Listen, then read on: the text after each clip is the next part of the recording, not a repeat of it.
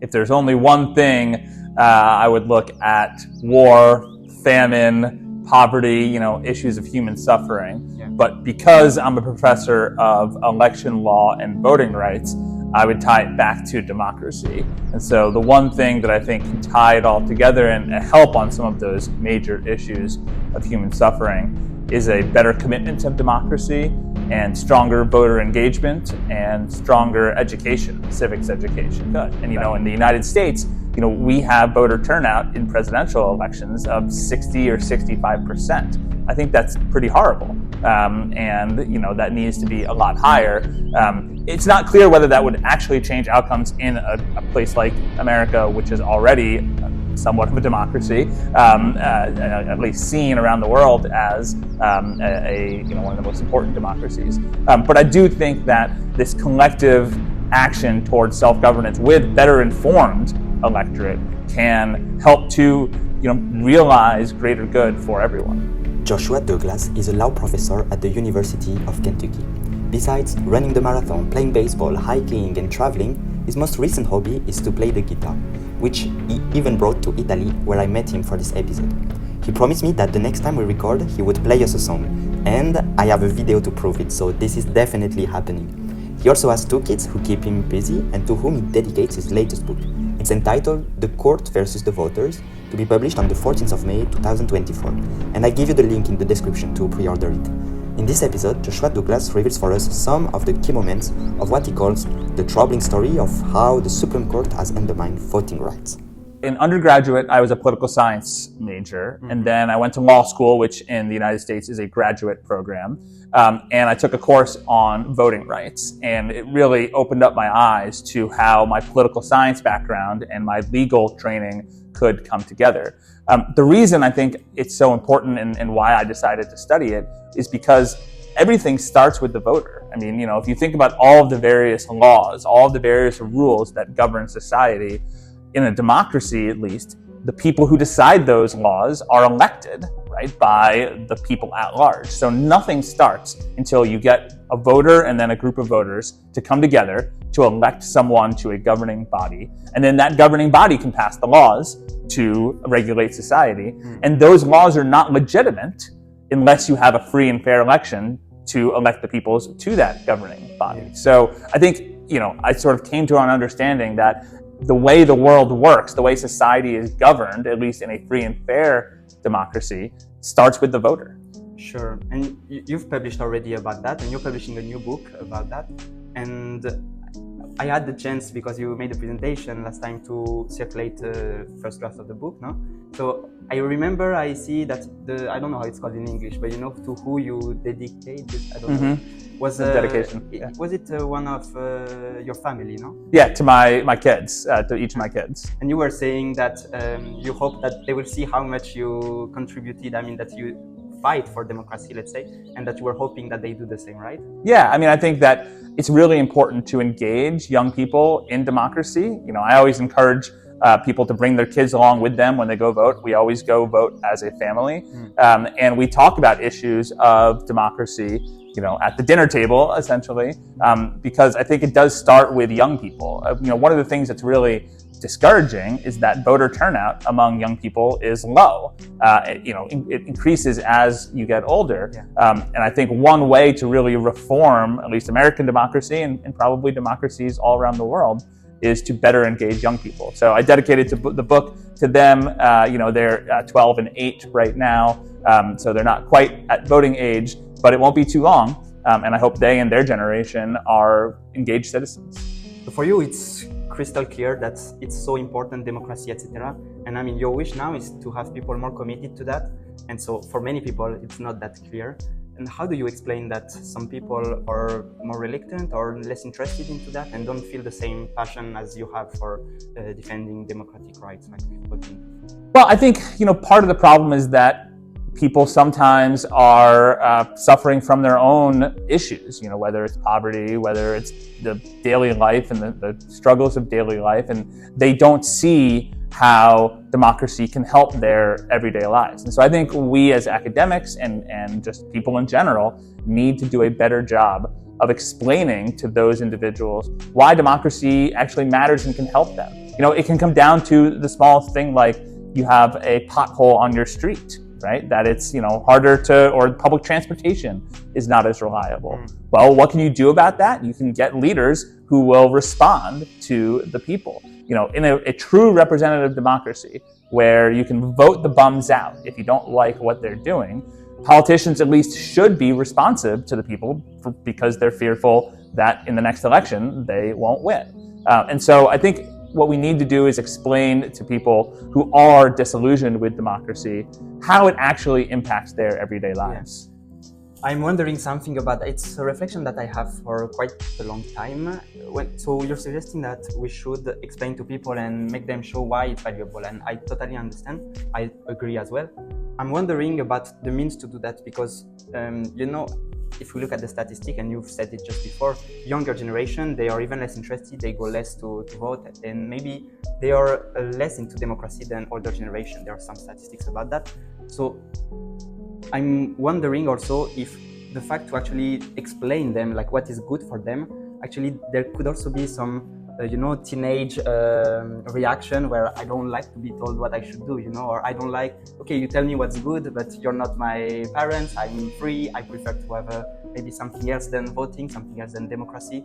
Like people don't like to be told what to do, even adults. I mean, it's not only teenage, I say teenage, but so do you think that's part of the problem, or what do you think about that? So one thing we really need to fix and improve is civics education in schools, right? So one thing we have in all modern democracies is kids are going to school. And so we have a captive audience. And it's more than just telling them democracy is good. You actually have to show it, and you actually have to help them recognize the power. And so I'll tell you a quick story where the students were to look at a problem that they faced in their everyday lives and figure out if they could try to solve it.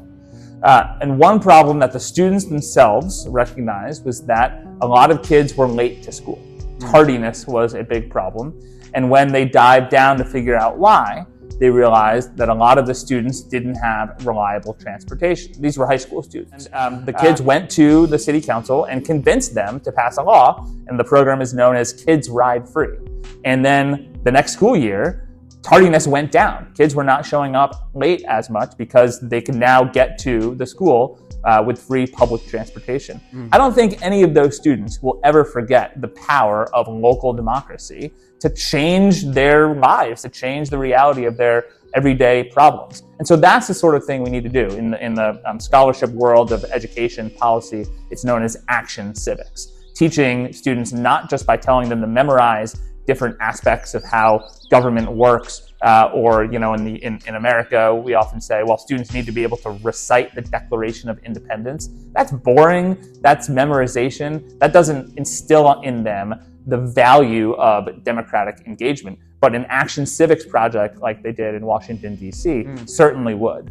So here also the difference that I see from before what I was saying, like people don't like to be told what to do. Here, not only you're saying it's not about the message telling them, oh, go to vote, it's do it for democracy, but actually making them live that and experience that by themselves so that they really feel that in their bones. Exactly right. Another reform that I'm excited about is lowering the voting age to 16, at least for local elections. Studies show that 18 is not a great age to start the habit of voting. At least in America, kids are moving out of their home. They're either going to university or they're entering the workforce. We move a lot in America, and so people are often moving far away from home. Now we have various voting laws that make you register to vote, obtain the right kind of ID. There's so much going on in an 18-year-old's life, it's no wonder that voting is not a priority.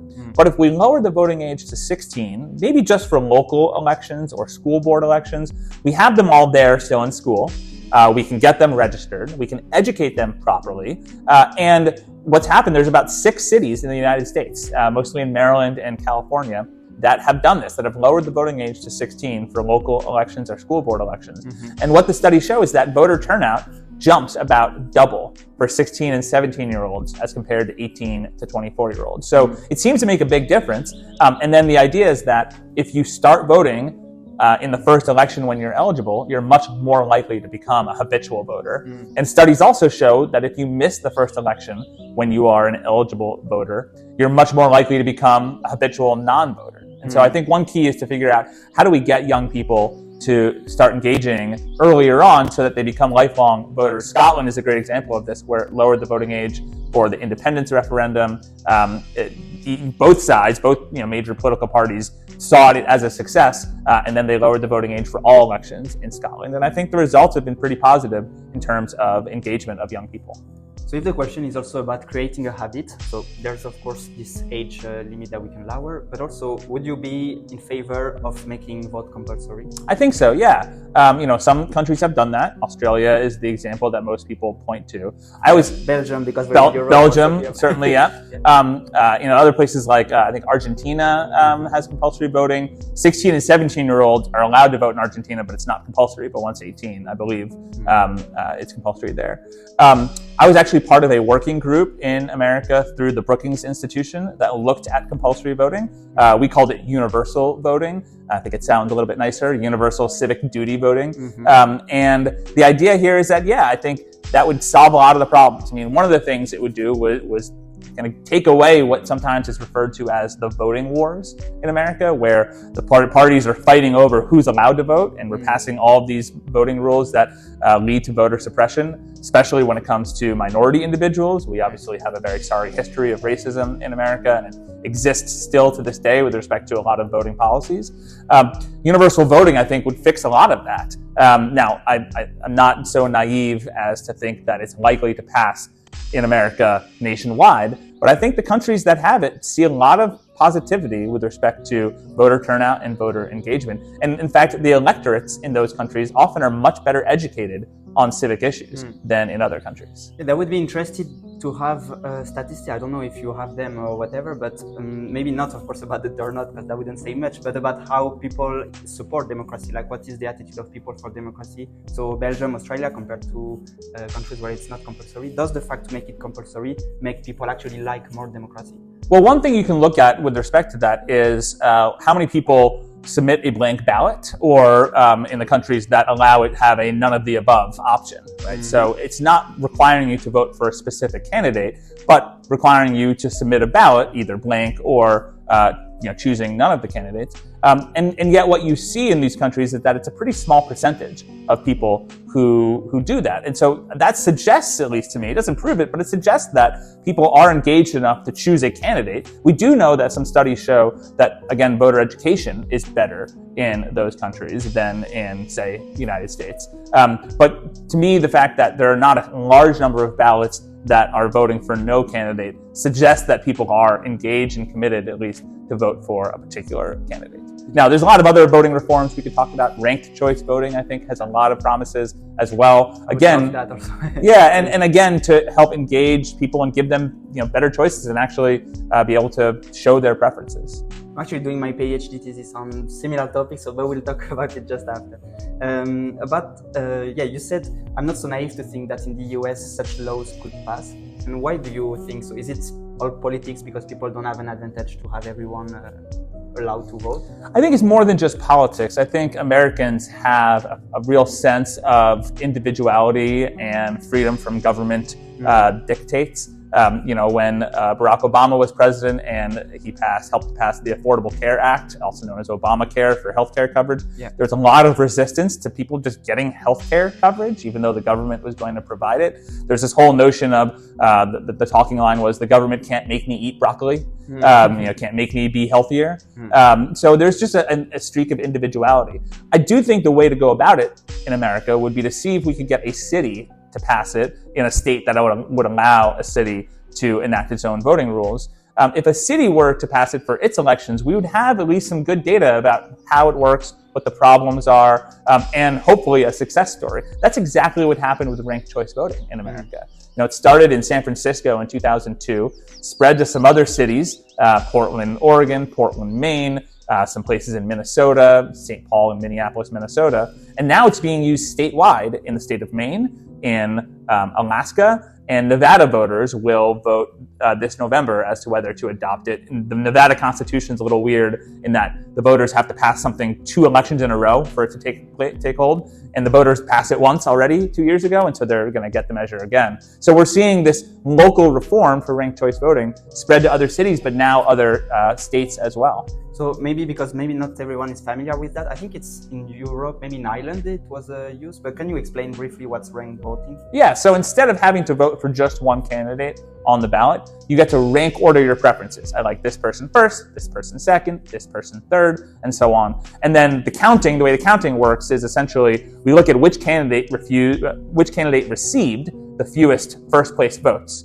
That candidate is eliminated, and the ballots are redistributed so that the second choice on that ballot counts. And you basically keep doing that until you have a candidate that has 50% of the vote. So instead of a situation where a candidate wins with maybe 30 or 40% of the total vote, even though they had the most votes, now you have a much more of a consensus candidate. You have much more of a consensus, and also, I mean, one big advantage that I see in that, at least for example with the French system that I'm more familiar with, that it eliminates what we call the vote utile, like useful vote. So for example, you are really into a candidate, but that will do just 5% of the vote. Then there are someone who has a chance to be elected, an actual chance to be elected as president. And for example, people don't like Macron, but don't like even less Le Pen, or vice versa. Mm-hmm. And they like a very more leftist candidate, just for instance.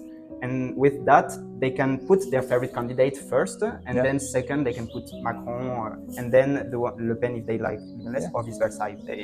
In America, we call that the spoiler effect, or the spoiler vote. You're voting for the lesser of two evils. You have to choose that, or you vote for the third party candidate, which can spoil the results, essentially. And there are examples where this made a difference. So in the 2000 presidential election in America, between George W. Bush and Al Gore, of course, that election came down to Florida, and 537 votes out of millions cast in Florida changed the result, or dictated the result of George W. Bush winning the state and therefore the presidency. But there were thousands of people who voted for Ralph Nader, a Green Party candidate, a third party candidate who had no chance of winning in the Electoral College.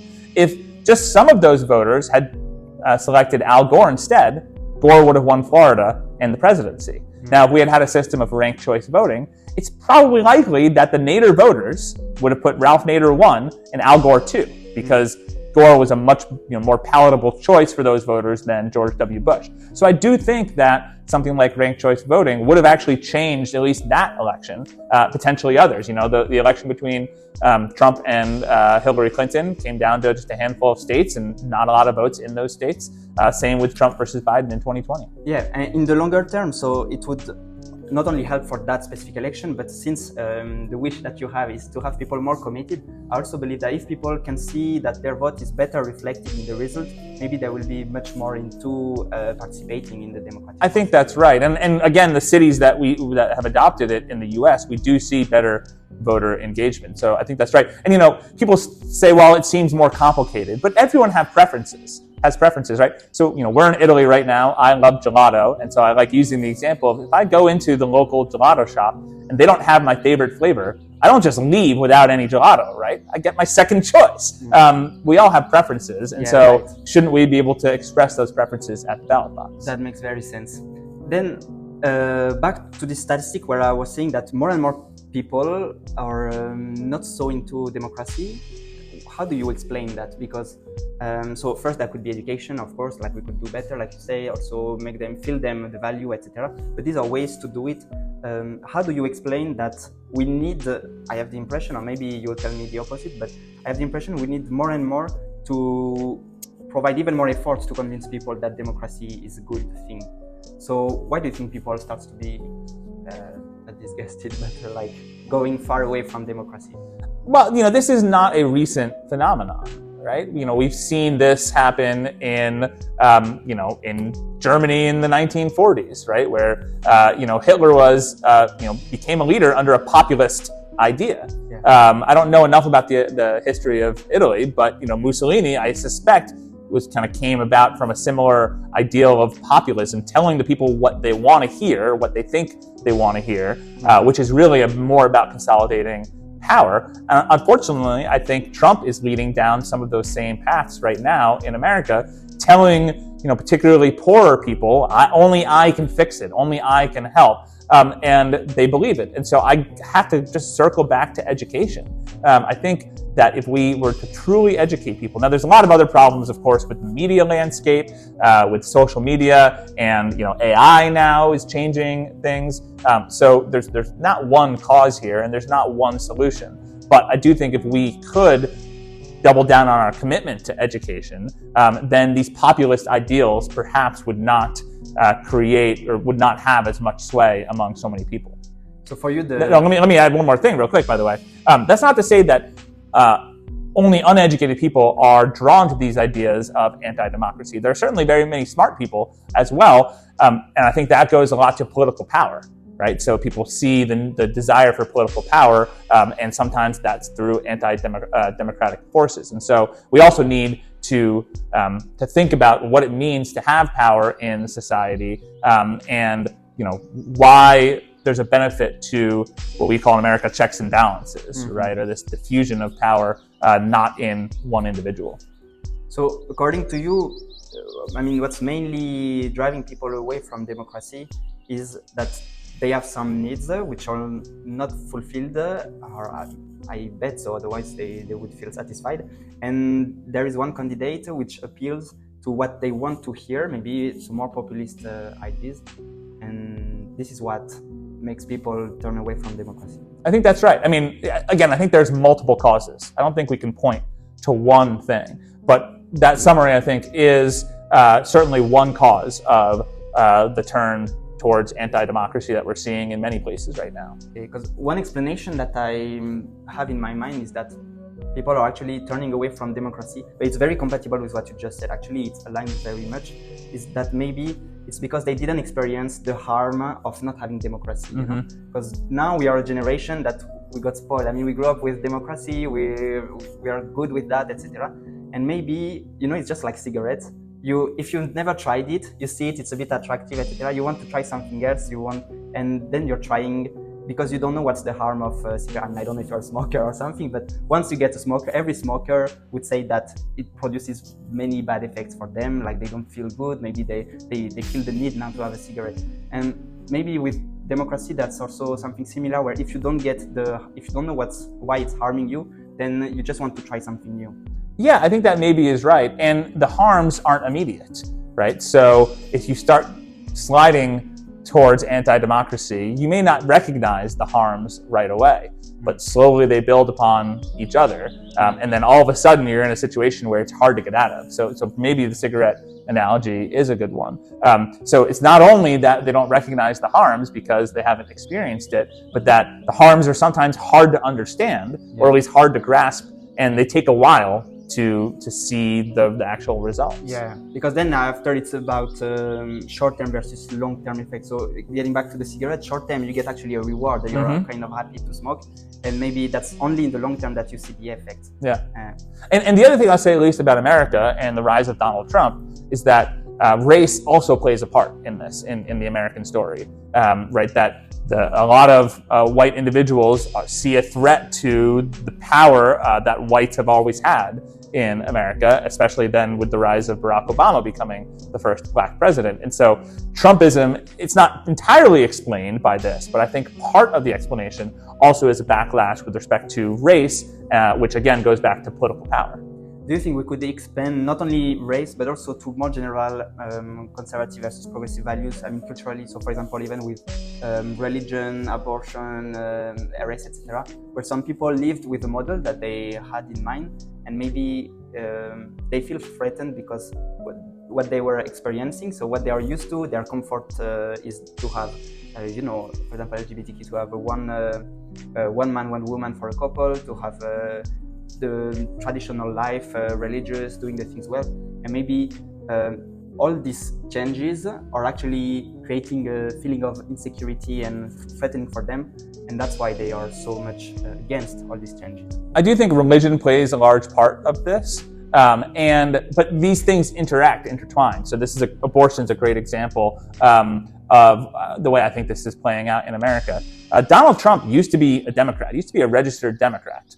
He became a Republican basically because he saw that as the path to power. I don't know what his true views on abortion are, but he's certainly saying the things he thinks that the Republican Party establishment wants to hear with respect to, I'm going to appoint justices to the Supreme Court to overturn Roe v. Wade and the right to an abortion. And again, a lot of it has to do with religion. And it's somewhat amazing because Donald Trump, I don't think, is religious. I don't get the sense that he is particularly religious at all. And you get yet the kind of far-right religious individuals who are supporting him. Why? A lot of it has to do with abortion and getting religion back into society. I think that's played a big part. And again, it shows how Trump has told people what they want to hear to try to get power. I really didn't know that part of the story, and if that's true, it's a big thing. I mean, I'm not so familiar, so I let whoever wants to just check online. I imagine there is plenty of sources on that. Yeah, again, I don't know what his actual personal views on abortion are, but I do know that he had been a Democrat a couple decades ago, and was kind of in with the New York City Democratic establishment when he was a businessman. Okay. And he saw a path through the Republican Party, and it worked. Yeah, that would be indeed, like you just said, confirming the idea that maybe then it's more about what people want to hear and not what the real. Okay. And you've mentioned Roe versus Wade, and that reminds me that the book that you're publishing is actually about the Supreme Court. Mm-hmm. So why do you think the Supreme Court has a role in protecting voting rights? Well, so when people talk about, what happened on January 6, 2021, the insurrection at the U.S. Capitol, or just the voting we have in America, often it's, if you look at Congress and you see that, support of Congress is pretty low. The presidency, whether it's Trump or it's been Biden, support of the incumbent president has been low. But people, I think, generally at least used to think of the Supreme Court as a protector of rights. And what this book aims to do is explain why, unfortunately, the Supreme Court has been pretty bad on voting rights as well. So, the reason it's important is that the court is supposed to be the protector of individual rights against majoritarianism suppression, right? Against the majority trying to change the voting rules or suppress voting rights in an effort to keep themselves in power, which is a lot of what happens. You have these rules that politicians enact with the sole goal, essentially, of making it harder for the other side to win and easier for them to win re-election. The court used to be a protector of the individual voter. In the 1960s, there was a handful of cases in which the court elevated the constitutional right to vote. But really, over the past 50 years, we've seen the court backslide on its protection of voting rights. And so the book tells that story for a general audience, so it's written with the everyday voter in mind. It's essentially, each chapter is a case study about a significant case in which the court harmed the right to vote. Some of the cases people have heard of, probably, like Bush v. Gore, again, which ended the 2000 presidential election. You need to research, because I don't think, at least for European listeners, that... Yeah, but you may have heard of at least the controversy that involved the 2000 presidential election in Bush v. Gore. Another case that most Americans would know is Citizens United, which is about corporations spending money on campaigns. So I tell the stories of those cases, which, again, people who talk about democracy in America at least have heard those names, heard the names of those cases. But I also talk about some other cases from 40 and 50 years ago that laid the foundation for the court's current underprotection of the right to vote.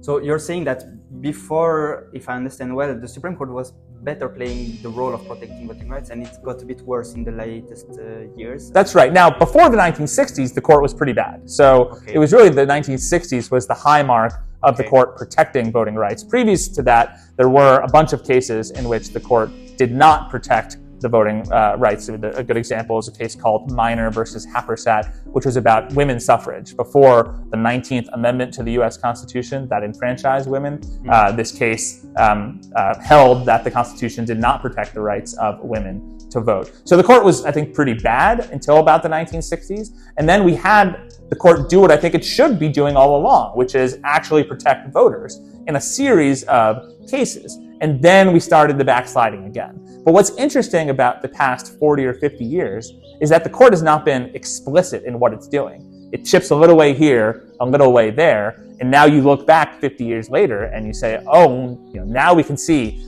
this is what's happened. But the court, was at this high water mark in the 1960s, and then slowly and incrementally started to get worse. And now we see the problems that it's created. Okay, so we can see that when we see the bigger picture. But do you think at that time it was intentional from them, or themselves they were not realizing what's happening? So some of the cases I think were not intentional. So one of the cases I talk about was written by Justice John Paul Stevens, who is known as a liberal justice, who in later years would, I think, lament some of the decisions perhaps as not protecting voting rights enough.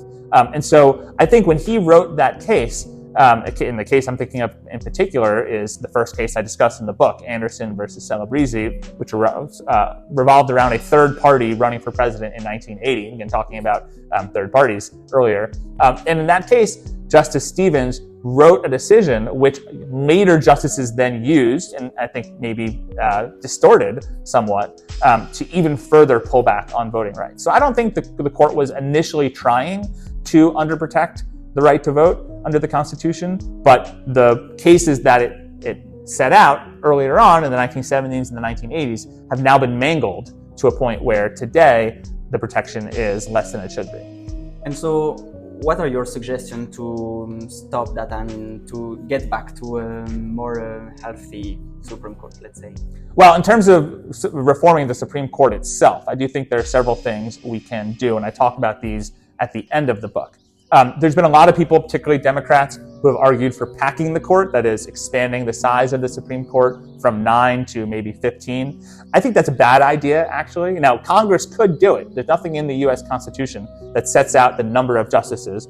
For a long time, early in America's history, there were 6 justices on the U.S. Supreme Court. It's been 9 since the mid-1800s, but Congress could pass a law to change that. So, although the Democrats, if they controlled Congress and the presidency, could do that, I don't think it's a good idea. And the reason is, what happens when Republicans take over? And then they would pass a new law to increase the court to 21, and then Democrats come back and say, okay, we got to go up to 27, and it just goes back and forth. So I think we need to look at other structural reforms to the court. One idea is term limits. Right now, Supreme Court justices serve for life. I think if we adopted 18-year term limits, that would have a natural rotation where every presidential term gets 2 presidential nominations to the court, basically 1 every 2 years. I think that would be a lot healthier than the situation where you have justices serving for 20, 30 years. Another reform is, I think perhaps over time, we could increase the size of the court, but then have them sit in panels. So the U.S. Courts of Appeals, the kind of mid-level review court before a case might make it to the U.S. Supreme Court, does this. So they have, there's 11 numbered circuit courts of appeals, 1 through 11, and also the D.C. Circuit, which hears cases out of Washington, D.C. But those courts are multi-membered. Say, the 5th Circuit, which covers Texas, Louisiana, and Mississippi, has 17 judges on it, but they sit in 3-judge panels to hear cases, a random draw of 3 judges. Why don't we do that for the U.S. Supreme Court as well? Another idea would be to let some of those Court of Appeals judges sit occasionally on the U.S. Supreme Court. It's called sitting by designation. Have a more regular rotation of people who hear these cases. Why that I think that would work is because it would take away the focus on the identity of the justices and make the decisions more about the law, not who's on the court. Right now, we have a 6-3 conservative majority in any high-profile case, whether it's about abortion or same-sex marriage or gun rights, for example. Maybe not same-sex marriage, because I think that has really been accepted now much more in a mainstream American society. But abortion rights, for example, a hot-button issue. We can pretty much predict how the court's going to come down. It's most likely going to be 6-3 on ideological lines. If we had a regular rotation or a court sitting in panels, the decisions would be much less predictable, and you would have, I think, a focus more on the law than on the identity of the justices. Indeed, at the end, all these ideas are to just depoliticize, make it less politicized, less about politics and or personal opinions, and more about looking at the law, the Constitution. That's right. And there's no way to get politics entirely out of the court. I don't think anyone suggests that you could remove politics, but I think you're right that depoliticizing the court would go a long way. And again, my area is voting rights. Most voting rights decisions these days are 6-3 or maybe 5-4. We kind of know how they're going to come out. And those are the very cases where the court should not be political, right? The cases about political power is where the court really needs to be as unpolitical as possible, apolitical as possible. And yet we don't see that right now. But implicitly, from what you say, I understand that the forces that are threatening or the right to vote are conservative, so the right part of the politics in the US, right? Generally, yes. Okay. I mean, the Democrats do it a little bit too. Like, for example, when we talk about partisan gerrymandering, the practice of drawing lines when we create a district map, the Republicans, where they control, draw lines to help themselves stay in power. The Democrats, where they control, draw lines to help them stay in power. So the Democrats aren't absolved from some efforts to skew democracy, but right now it's the Republicans that are doing it a lot more. Especially when it comes to voting rights in terms of voter eligibility, who can vote. Again, a lot of this has to do with race in America, and right now race and party are very closely aligned, generally speaking. Although there's been some shifts in that, but traditionally over the past several election cycles, Black individuals have voted for Democrats. There's been some differences with respect to Hispanic and Latino individuals, but race and party in many places, like in the South, are closely aligned. And so you see the Republican Party trying to contract the electorate, basically. And you were telling us last time about the tacos tricolor. That was very funny, Yeah. So that's from my first book, the book Vote for Us, on the chapter on voter registration, where I talk about ways that some places are trying to expand the ability to register voters, even in the face of often the conservative side trying to make it harder to register. And the taco trucks example was from Houston, where in a Hispanic neighborhood, taco trucks became voter registration hubs. They had voter registration papers. So when someone bought a taco, they were also asked, are you registered to vote? And the best part of the story, even though I love tacos, I had last night, by the way, I had an Italian taco. It's piadina, which my daughter actually did a research project on tacos around the world. And she learned that the Italian version is the piadina, and I happened upon a place last night, so I got to try it. That's fair. But there was no form for you to register on the Italian not when I got my piadina. But one of the best parts of that story is that the voter turnout in those neighborhoods went up after the taco trucks became voter registration sites. And so I think we see a real-world example of ways to improve voter turnout, even in the face of some attempts to push back against voting rights. Okay. Thank you in general. That was super interesting. I'm very happy I did this episode with you. And I say ciao to everybody and see you for the next episode. Ciao. Thank you again. Thank you.